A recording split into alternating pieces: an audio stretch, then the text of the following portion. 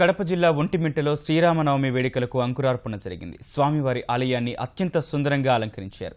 నేటి నుంచి బ్రహ్మోత్సవాలతో ప్రారంభమయ్యే కళ్యాణ వేడుకలు ఈ నెల 13 వరకు జరుగుతాయి.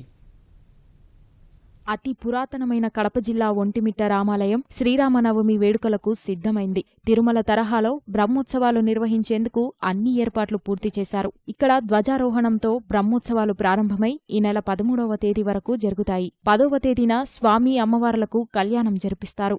రాములవారి కళ్యాణం రోజున ముఖ్యమంత్రి చంద్రబాబు స్వామివారికి ముత్యాల తలంబ్రాలు, పట్టు వస్త్రాలు సమర్పిస్తారు. వివాహ వేడుకకు వేల సంఖ్యలో వచ్చే భక్తులకు ఎలాంటి ఇబ్బందులు కలగకుండా అధికారులు అన్ని సౌకర్యాలు కల్పించారు.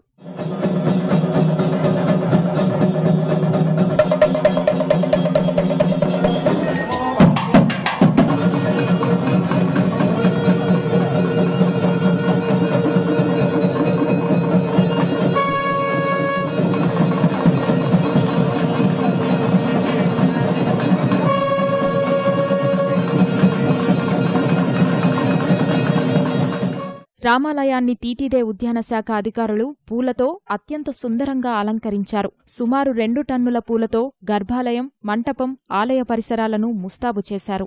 పూలతోనే కాక విద్యుత్ దీపాలతోనూ ఒంటిమిట్ట కోదండ రామాలయాన్ని అలంకరించారు. ఆలయం లోపల గోపురాలు, బయట ప్రాంతాలు విద్యుత్ కాంతులతో వెలిగిపోతున్నాయి. పురాణ, రామాయణ గాథలు తెలిపేలా చేసిన ఏర్పాట్లు భక్తులను ఆకట్టుకున్నాయి.